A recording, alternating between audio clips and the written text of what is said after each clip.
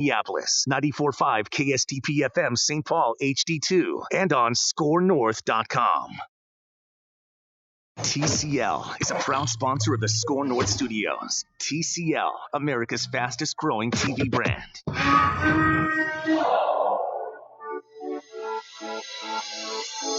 It's Purple Daily.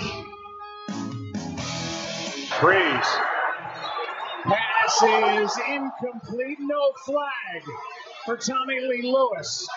Crowd's going crazy as there's no flag right on the Saints sideline. Well, if Mikel Roby-Coleman plays the ball, it's an interception. It's probably going the other way with it. I mean, the ball's on the other side of Roby-Coleman, but that should have been a penalty. That highlight courtesy of the NFL on Fox. I'm Ramie Makhlouf along with Judd Zulgad. It is Purple Daily every day at noon right here on the all-new SKOR North on 1500, SKORNorth.com. You can watch us live on Twitter, Instagram, Facebook, YouTube. Easy to follow all those at SKOR North. You want to get in on the conversation, 651-646-8255, or tweet the show at SKOR North. Coming up a little bit later on in the show, what you were thinking as a Vikings fan while watching those conference championship games on Sunday. But wanted to start off the show, Judd, with that play that we just heard right there, the non-call heard around the world in the NFC Championship game. And just quickly, something that's been bugging me now for 2 days. How did Aikman bury the lead so bad? Aikman's immediate response is, that ball could have been picked off. Right. Troy, you just saw, you're a former quarterback. You just saw a receiver basically get wiped out before the ball got to him. Like, wouldn't your immediate analyst response have been like, that's an interference call and helmet to helmet? This is what separates Tony Romo from Troy Aikman. I don't even mind Troy, but I've listened to that for 3 days now. And like his first response was, that could have been picked off. And by the way, it probably couldn't have been picked off. You listen to Mikel Roby-Coleman tell it, he'll tell you he was beat. Oh, you're right. Anyway, that's been bugging me for 3 days now. How do you miss that one as the guy in the booth? If you're Aikman, you see it and you think to yourself, your first response should be, my God, that's one of the worst pass interferences I've ever seen. And oh, by the way, if it's not that, it's also helmet to helmet. Another thing Mikel Roby-Coleman said after the game essentially is, hell yeah, that was pass interference. Even he admitted that was pass interference. And he wasn't even supposed to be covering him, right? He was supposed to be on Kamara and bailed on Kamara and raced over halfway across the field to cover him and cover Lewis. The reason why Roby-Coleman incriminated himself is because he saved the Rams bacon because the Rams defensive set, in that case, the personnel messed up. So he didn't care. He's just saying, I saw the receiver open, I took off. So it's not like I got beat. It's like, I just peeled off the guy and darn straight I interfered with him, which he did.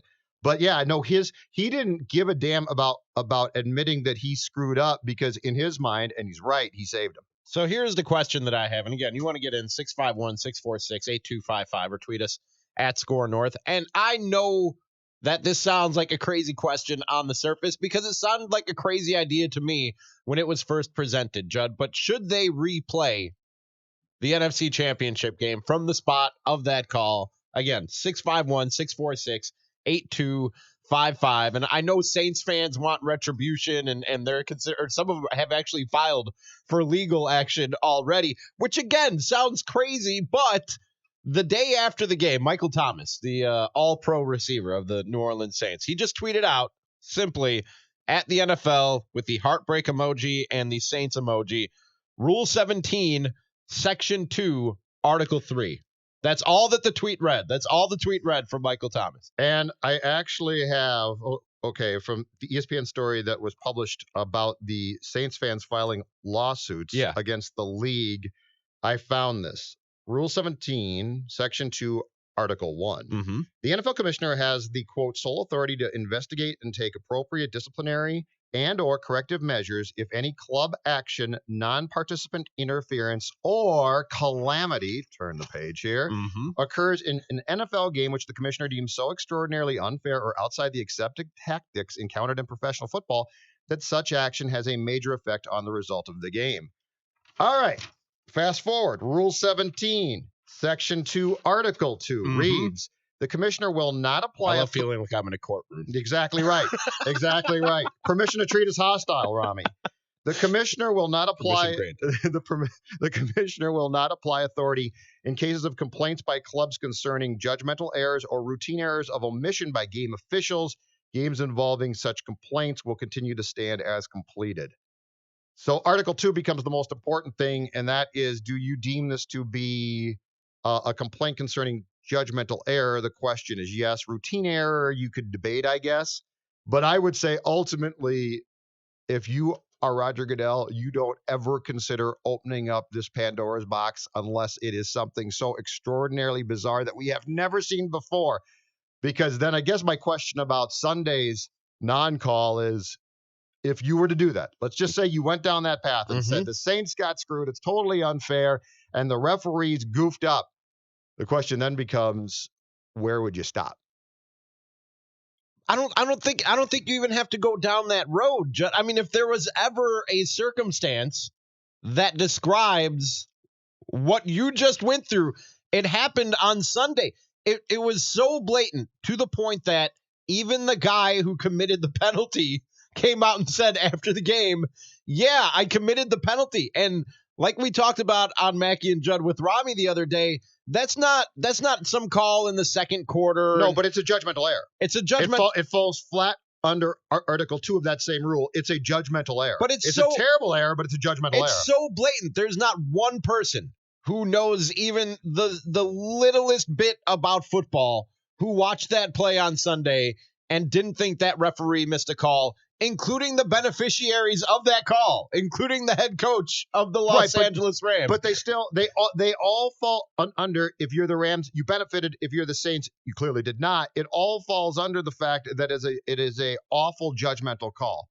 So it's not outside that scope. So if you're Goodell, I don't think that you can touch this thing. Then what can he touch?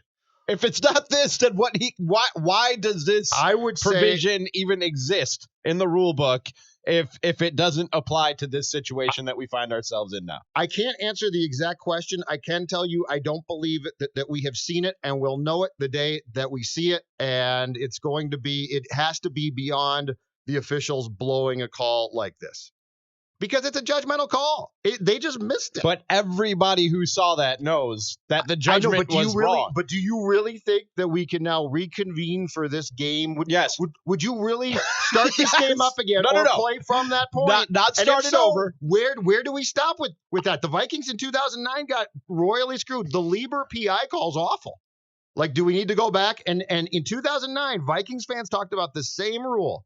Lieber basically got called for a PI where he face guarded, which you don't have to technically in the rule book turn around. And Viking fans invoked the same rule and said that's a terrible call. They should go back and at that point in time start the game up again. And of course, it was not discussed by the league, and it was not going to happen.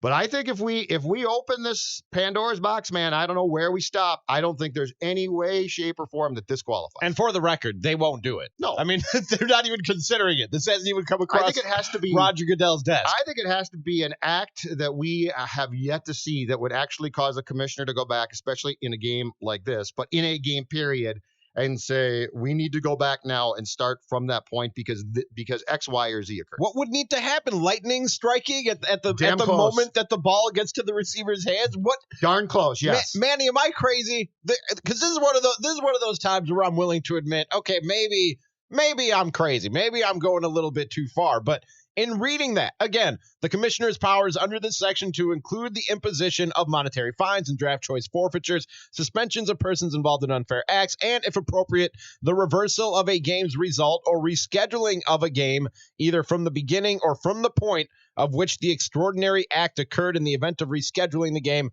the commissioner will be guided by the procedures specified in 17-1-5-11 above. In all cases, the commissioner will conduct a full investigation, including the opportunity for hearings, use of game video, and any other procedure the commissioner deems appropriate. Look at that video from every angle, and you're going to see pass interference. When?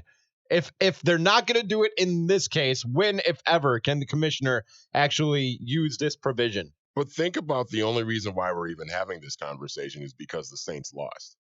If the Saints win that game, they had a chance even after that play to win that game.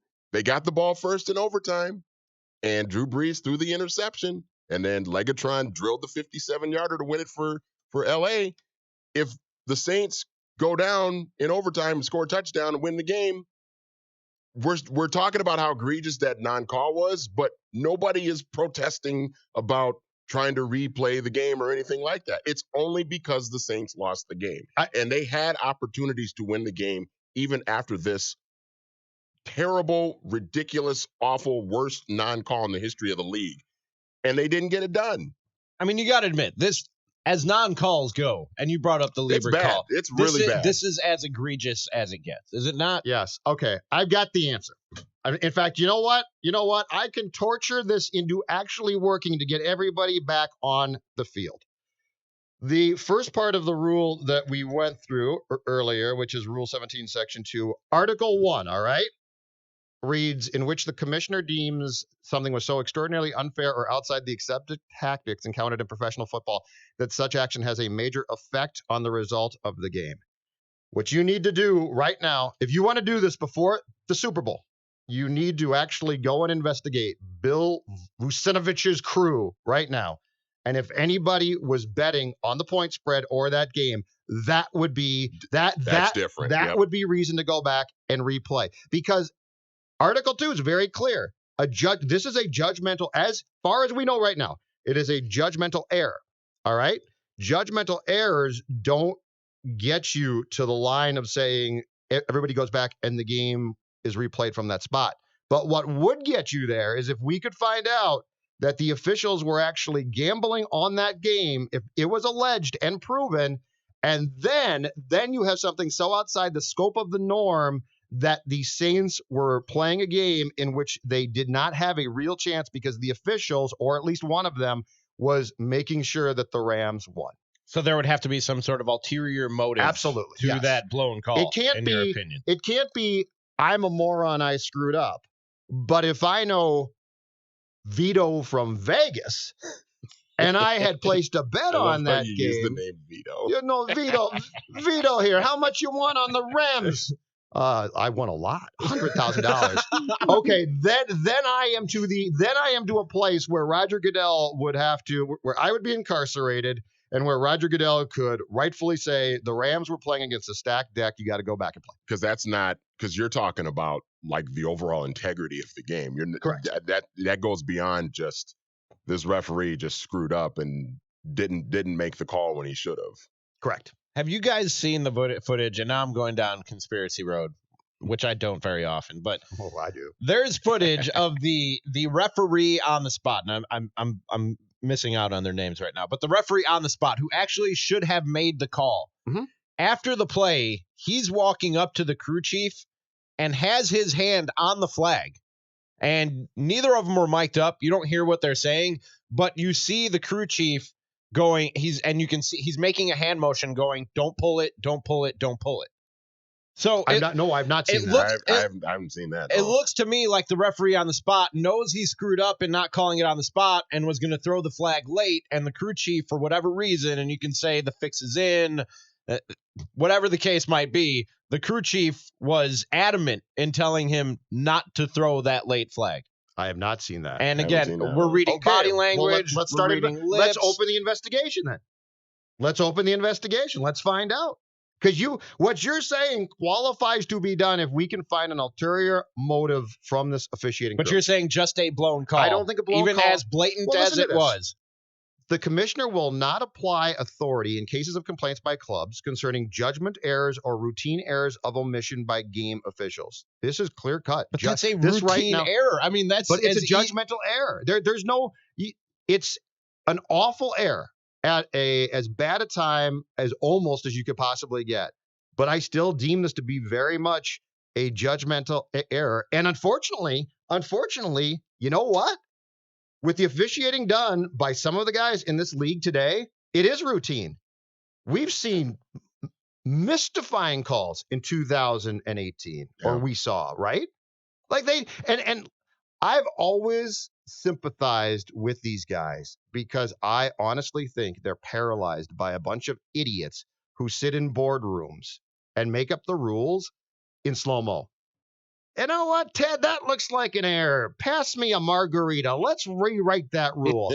and then these guys expect these officials to get out there in real time and make the correct interpretation and call. Now, in this case, it's just a plain miss. I'm not excusing it. But I do side with the problem that officials have when they're given this rule book year after year that grows and grows and grows and has, this is a catch. Now this is. And so their job is tough. But in this case, yeah, it's a judgmental error of epic proportions, and there's no excusing it. So then the question becomes, okay, let's say they do some sort of investigation, and they do find that a member of Bill Vinovich's crew was doing some shady stuff, betting on the game or whatever, and made a call or didn't call that play because he had some money riding on the game or something like that. What there's a rule in place that says the league can, Goodell can step in and do something, but is there enough time to do something? I mean, yeah, there's 2 weeks before the Super Bowl. They could line this thing up on Thursday night. It would be the first time they asked players to go out 3 days after they played a football game. Can you imagine the ratings, by the way? It'd be off the charts. Coming up on Fox, you thought it was over. I guess it's never over. I guess the Superdome. I guess my question is there enough time for an investigation to be complete before, in order for them to be able to do anything? Not the one I'm suggesting. They cleared a Supreme Court justice in 24 hours, guys. I mean, of course they could. Did you bet on the game? Yes, I'm sorry I did. Okay, go replay it. Now, speaking of conspiracy theories and interesting things, I got this from a guy, and I did not check it out, a tweet on Sunday night, but I'm looking at the game books right now, and at least the name is accurate. So the field judge in Sunday's game at the Superdome was a guy named Tom Hill, okay? Somebody sent me this note and said, look at the 2009 NFC Championship Game book for the call on Lieber for face guarding, basically. And Tom Hill was your side judge. So it's very possible that the same guy that decided to not call or to throw the flag on Ben in 2009 worked and made the same decision only to not throw the flag in 2019. Interesting. Odd that I demand a full investigation. Odd that you would have a come to Jesus that a face guard in 2010, which shouldn't be a penalty, was a penalty. That aided the Saints. Yes. And now, it's just weird. It was pointed out to me, and it's true. Against the Saints. Yeah. I want a full investigation. I don't care if the Super Bowl isn't played until March. I want to know what's going on here. The ratings, I can only imagine. You thought you were done with Buck and Aikman. Oh, that'd be great. It's only started. It'd be so good, just for the drama, if nothing else. But I'll flat out admit, this is the childish side of me coming out that wants this game to be replayed from that spot. You know how as a kid, you think everything should be right and just and fair, and your dad has to tell you, life isn't fair. Like sometimes life just isn't fair. I can't tell you how many times my dad said that to me. Life isn't fair. Whenever I would cry that this isn't fair. So I get what you guys are saying, that this is probably a pill that we just have to swallow. Yep. I just feel like in a spot that crucial, in a game that big, we got to get it right, guys. We have to getting it wrong is just not an option. And yeah, they might have still lost that game. Even if they call pass interference on that play, they might have still lost that game. And Manny, you're right. The Saints had chances after that to win that game. Mm-hmm. But damn it, let's get it right. And they will try now, but not how you want. They're going to try by rewriting the rules and giving you more replay. That's how they're going to try now. That doesn't satisfy me. I feel like you need to go to the National Football League offices in Manhattan today, fly out there, walk right up, demand to talk to Goodell, and demand the justice and the pound of flesh that you want so badly here, Ramie. I'm going to do it. 651-646. I won't be in on Ramie and Judd with Ramie today. 651-646-8255 or tweet us at SKOR North. Am I an idiot? Should they replay this game? Get in on the show like Mike and Hopkins did. Mike, what's up, man? Yes, you are, and no, they shouldn't. Okay. Manny, thank you for being a voice of reason in this madness here. You guys are falling prey to. Now, first of all, not a Saints fan, not a Saints hater, so I got no dog in this fight. But guys are missing calls and blowing games for years. It's just like Twitter and social media. It's the fact that we see it over and over again. There's the instant reaction makes it seem bigger. So you just got to let it go. But if you do go back, why pick that call? There's a handful of other calls that I've seen on video that went the other direction that were also egregious. How do you pick a spot? Which is why you don't open up this can of worms, or basically you destroy the game as we know it. Thanks for the call. Am I being prisoner of the moment and buying into all the hype and outrage surrounding this call and saying that's as bad? Well, it's a terrible call. It's a terribly blown call. And it's as bad a blown call as I have ever seen. Forget the situation. I don't care if it's a first quarter pass interference in week 1 of the NFL season. That's as bad and as badly missed a call as I have ever seen in my 30 plus years of watching football. Is that crazy for me to say? Not necessarily, but it still does not get you to the point of going back and stopping the game now and going back to that point. So no, I think you're right. I think the call is atrocious. It's terrible.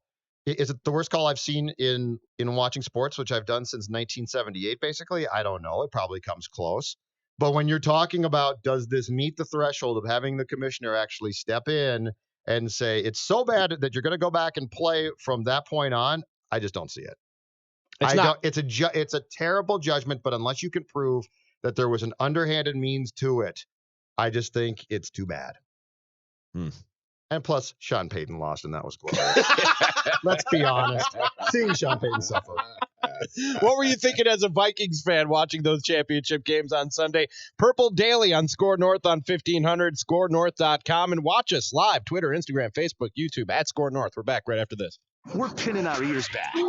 SKORNorth.com. You're invited to a football party, but you're hesitant. I'm not very sportsy. Become knowledgeable simply by listening to the Football Hour. Talk football with the best of them. I certainly hope Cousins can check Thielen on a wheel route or spot single coverage in the flat to Diggs, who takes it to the house. Dude, you want a beer? I don't, but if you offered me a cold-pressed craft cider with a cinnamon stick, I wouldn't say no. The Football Hour. Weekdays 5 to 6 p.m. on SKOR North, because football. It's my life. That and collecting snow globes.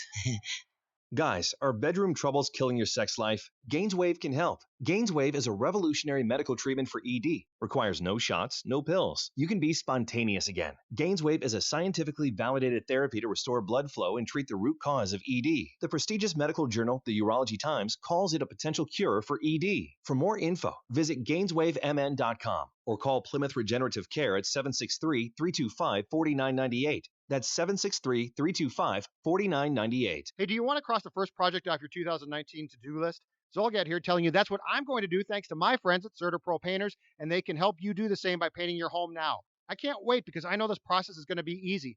CertaPro Painters is going to provide me with a customized project plan, firm estimate, and daily progress updates. Each CertaPro Painters business is independently owned and operated, so it's right here in our community. Schedule your free estimate online at CertaPro.com or call 800-GO-CERTA.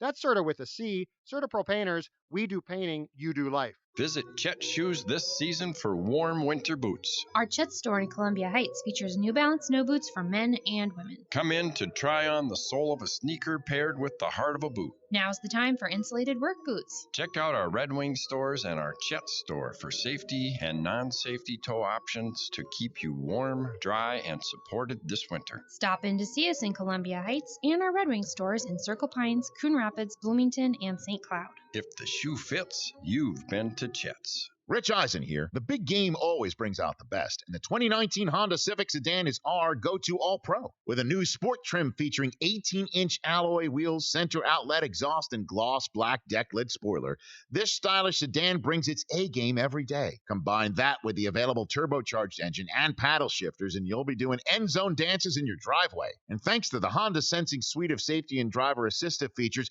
you'll drive like a champion too.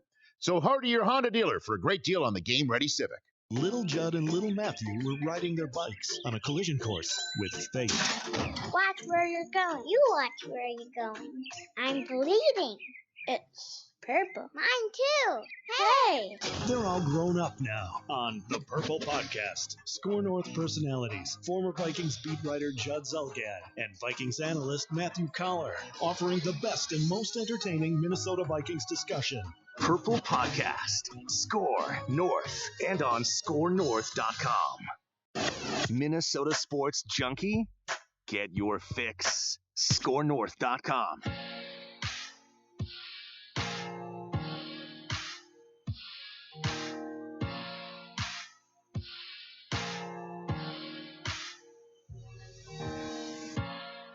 Purple Daily on SKOR North on 1500, skornorth.com. That's SKOR North.com. Follow us on Twitter, Instagram, Facebook, YouTube, where you can watch this fine show 5 days a week at noon at all those fine social media websites. I'm Ramie Makhlouf. There's Judd Zulgad. And Judd, I don't know about you, but when I watch championship games, Super Bowl games, the deeper it gets into the playoffs, I watch those games and I watch it and wonder as it relates to either the team that I root for or the teams that I'm covering. And watching that game on Sunday looked like a different brand of football than what you watch with the Minnesota Vikings. I mean, it was glaringly different than what you get on a regular basis from the Minnesota Vikings. And I don't say that in a critical way. I don't say that to insult the Minnesota Vikings by any means. Different doesn't mean better or worse, but it is a completely different style and brand of game that the Vikings play from what we saw from pretty much all four of those teams on Sunday. Two thoughts here. Agree with you completely offensively, disagree defensively. And I think this Vikings team on defense is very good right now, still can be. And I have no doubt that they could come back in 2019 and be very successful. Offensively, you're exactly right.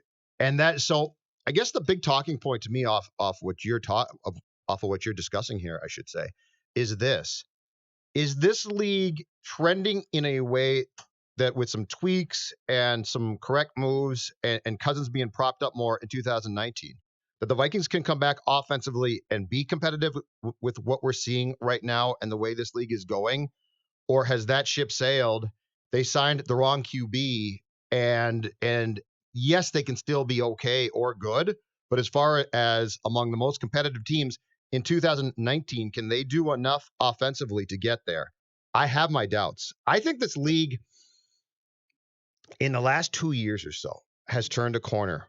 And when you watch the Mahomes operate and the Goffs and more importantly, McVays and the Rams, and when you see where this league is going from a quarterback standpoint with its best QBs and with its most creative offensive guys, can Gary Kubiak coming in, working with Stefanski and trying to prop up Cousins fix that? I have serious doubts. So on defense, I think the Vikings might be absolutely fine, very competitive, very good. But with where we're going and offenses and their production and how good they've become and the corner they've turned, I don't know that the Vikings can get there.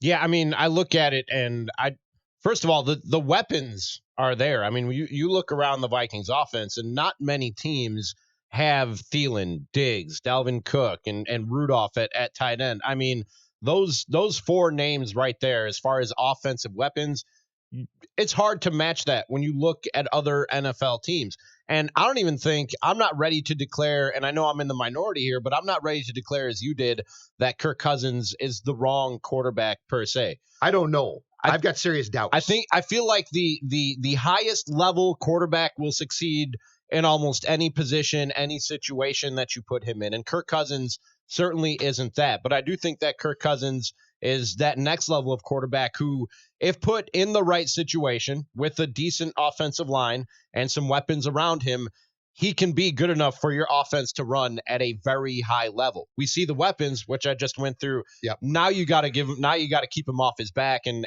not running for his life. The most important thing, though, in my mind, the most important thing without a doubt, and we saw it with Shermer in 2018, we didn't see it in 2019, gents, is coaching.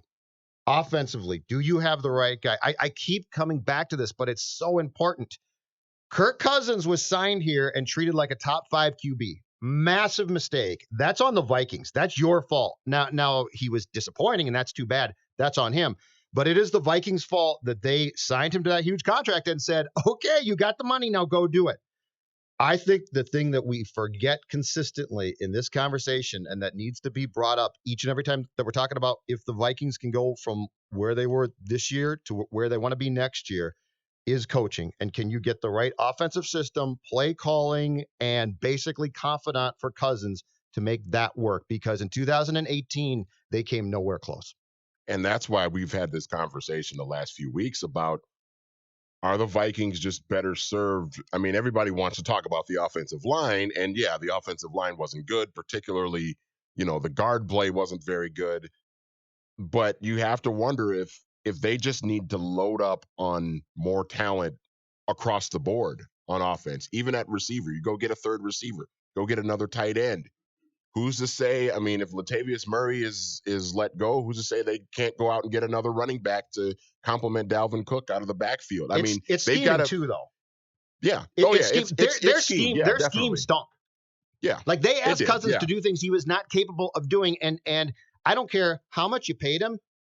It's your fault, and shame on you for assuming after you watched every snap in Washington, you didn't know his shortcomings. But I think you also have to look at Kirk Cousins as him being who he is, and you have to try and surround him with as much talent, rather that be on the offensive line or at the skill positions as possible, so that you can implement a scheme that can have the most success, have as much success as possible. Otherwise, you do have, if you're not going to go do that, I mean, your defense is already good. And if you're not going to go and surround Kirk Cousins with more talent, then you do have to look at him and say, hey, dude, we're paying you $28 million a year. You need to be better than what you've been. Right. And that's what I was just about to say. I like the tools. I even like Kirk Cousins. And I know I'm in the minority here. I'm going to keep saying that because I want to make sure you know that I know that we're in disagreement on that, but many of you at least when it comes to the quarterback position. I just don't know that even if you fix the offensive line, if this offense is going to go in the right direction. And I don't even know if I would blame it on the offensive coordinator.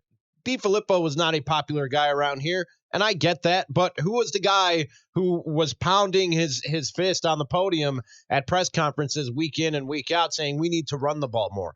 That's not where this league is headed. And I know the Patriots ran the ball successfully, and that's a big part of the reason that they were able to win that game on Sunday night. But that's just not the way that this league is headed. And not to mention, you have a running back in Dalvin Cook who you don't have to turn around, hand the ball off to, and pound it between the tackles for 60 minutes. But that's the question. You are, to me, bringing up the key point. Has this league and the evolution and where we sit right now in this discussion passed the Vikings by? That's my question. There's a chance it has. Yes, there's a chance that what they've built would win you a Super Bowl in 2008. There is a chance that as the Vikings sat in their Egan shop building and molding this thing, that the prominent teams in this league pass them by. That's my question. Are we looking at a losing game that the Vikings are playing? Because listen, the people that work for that team can only go so far. Like they are not in a position, and Kubiak was hired because of this. But the majority of people in that building in Egan aren't prepared or don't know how to go down a path that the McVays of the world are going down. Belichick can do it because he's just so damn smart, right? Kansas City is doing it. Andy Reid has morphed his philosophy beyond belief, but guess what? He's a genius offensively. It worked. So I really think the interesting long view picture and conversation here is, are the Vikings playing a game that's stacked against them because of their philosophy on what to do, and it's just too late? Because they didn't just go 8-7-1 because they were weak at the guard position on the offensive line. Like, and it seems like a lot of people are just looking, well, you just got to get them an offensive line. Just get them an offensive line and everything will be fine. I don't think upgrading two guards is going to take you from 8-7-1 to 13-3. Like there's a lot of issues here. No, but maybe to 10-6. But is even then though, if they go in at 10-6, you're in the fight. Guards, are they going to LA and beating the Rams? I'm not sure. And are they going to New Orleans and beating the Saints after what we just saw this past weekend? I don't know. And you're in the fight, but are we talking about being in the fight here and trying to win a division, or are we talking about a team that has aspirations of a championship? They were in the NFC Championship game last year. Because they can fight, but I mean, they can be in the fight. I can get them in the fight. Give me the job. I can get you. Right. Your personnel is good enough. But what I can't do right now is I can't look at the Rams and the Patriots and the Chiefs and say, I'll get you there. I don't know how. And my question to you guys is, do they know how? And my answer is, I don't think so. They've got a defensive mastermind. And offensively, Kubiak might help them. But we're talking about looking, we're going to, I believe, in 10 years, talk about the era that we're in now and talk about the morphing of offense and football as we know it, where things began to change. Can the Vikings adapt? I don't know. And I just don't know if Mike Zimmer is it comes down to Mike Zimmer. Is he willing to adapt? Because like you just said, Andy Reid has changed the way he calls an offense dramatically over the course of his career. He's evolved with the league. Last week, or a couple weeks ago now maybe, when they announced a Kubiak signing, you were going through his years at Denver and just reading off they were top 3 in the league in rushing attempts, top 2 in the league in rushing attempts, led his entire tenure when he was the head coach in Denver. They had a heavy emphasis on running the football. I wonder if Gary Kubiak has adapted and evolved the way that Andy Reid has. And even if he has, will Mike Zimmer let him call this new style of offense that he would hypothetically want to call? I think my personal opinion is that Mike is being removed as much as possible from that side. When Shermer was here, Mike basically abdicated and said, I coach defense. That's great. I think the only way that Mike gets involved is if Mike doesn't trust you. And we still don't know to this day. The flip hiring is sort of weird. Like, how much was Spielman taken with him? How much was Mike taken with him because John could give him the secrets of what the Eagles did against the Vikings in the conference title game? So I don't know that there was ever really a trust there. And I think that right now, Mike is head coach of defense. Gary is head coach of offense. I still don't know that gets you to where you want or need to be. And the other part of it, too, goes back to the philosophy side of this. You know, if they're going to take this next step and get back into championship conversations, and if they want to improve the offense, aside from just changing the scheme, they may have to make some sacrifices on the other side of the ball. And is the head coach defense, going to want to sacrifice a couple of his guys that he loves to try and coach up some guys that may not be as talented? The GM has to say. I mean, the GM has to tell him you have no choice. Yeah, and that's what they have to. That may be the direction that they have to go in to look at Mike Zimmer and say, dude, okay, we know you are a defensive genius. Well, and now you know what? We may have to take a little bit away. We may have to let like an Anthony Barr or somebody like that go so we can go get a tight end so that your offense is better. The difference this time, though, is Rick has to tell Mike that this is what we're doing with no choice to you, because if it doesn't work, they're all fired. Yeah. Like there's no, I'm going to be here a long time and I'll do, head coach, I'll do what I want. A lot of jobs are on the line. If Mike says, I don't want to lose my defensive tackle or my corner, Rick is going to say, Mike, if you're wrong about this and you might be here, especially if we can't improve our offensive personnel, we're all fired. So I'm doing it. Too bad. Here's the good news in my eyes. When you talk about catching up to the Chiefs or the Saints or the Rams of the world, or Manny, you talk about how do you go from 8-7-1 to 13-3? I don't think the margin or the gap is that big, because that's just the nature of the NFL. I mean, when you watch this league on a week-to-week basis, how many blowouts are there in a given NFL week? One, maybe two, and that's always the silver lining in every team's bad or disappointing season. They go, well, we only lost this one by 3 and this one by 6, so a play here and a play there, which there is some credence to that, because that is literally the margin from really good to sort of bad in the NFL. So it's the downside is it's easy to fall off that pedestal, but the good news is it's also easier to catch up in the NFL than it is in most leagues. I think that if they show some willingness to adapt and evolve and add a couple of offensive linemen, we're having a very different conversation 6, 7, 8 months from right now about the Minnesota Vikings. But are they then a championship team? My question. Yeah, I think that they could, because I don't know if just adding 2 guards just suddenly makes them. No, you have to change the way you think. You have to change the way you think. Right. You may have to add another receiver. But the conversations here tight end are twofold. The first one is, and the three of us could do this. Can you get that team in the playoffs? You can do that. I can get you there. You could. Now, okay, but let's talk about a year from now. Can you get here? Can you get past the step that a year ago you couldn't, and the game is evolving and changing again on you? Can we be talking in the off week before the Super Bowl about a Vikings team that's still playing? That's the question to me. And let's not forget, I mean, they did make the NFC Championship game last year, but they got there because Marcus Williams was an idiot and wouldn't tackle Stephon Diggs. Yeah. Otherwise, they were one and done and out of the playoffs last year. As good as they were last year. With a brutal loss. You're right. Yeah. No, as good as they were last year, You're right. it was a miracle play that got them into the NFC Championship game. And a lot of this improvement that we're talking about is going to have to happen in the draft. Judd, I understand you want to mock. Is that true? Oh, I want to mock, and I also want to turn our TV, if possible, to the National Football League Network, where we can watch workouts from the Senior Bowl. This is where the NFL is genius. It never stops. It never stops. We'll get into that. And also, is Larry Fitzgerald loyal or stupid, or maybe Judd thinks he's both? It's Purple Daily on SKOR North, SKOR North 1500. We're back right after this. You aren't into Minnesota sports?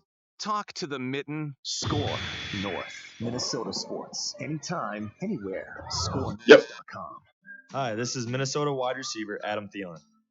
The only good thing about football season ending is that golf season is coming soon. It's time to trade the football cleats for golf spikes and touchdowns for birdies. Soon enough, the fairways will turn from white to green. Don't miss the Choice Bank Minnesota Golf Show at the Minneapolis Convention Center on February 8th through the 10th. Your advance online ticket includes 17 free green fee passes and a golf shirt. Tickets at minnesotagolfshow.com. There's no room for quitters on a job site.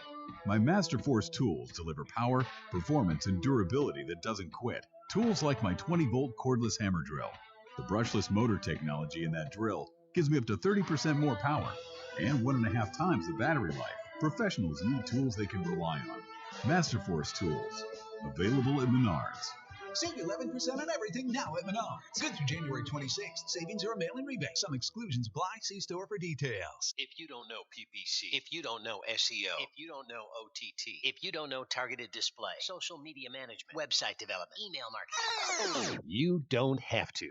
All you need to know is Hubbard Interactive. Hubbard Interactive is a locally owned and operated digital agency that knows all of that. Hubbard boasts a team of 100 employees to help you with the digital marketing your business needs, but may not understand or have time to execute. Hubbard employs designers, videographers, developers, social media strategists, project managers, PPC and SEO experts, and brand strategists. Hubbard Interactive is a Google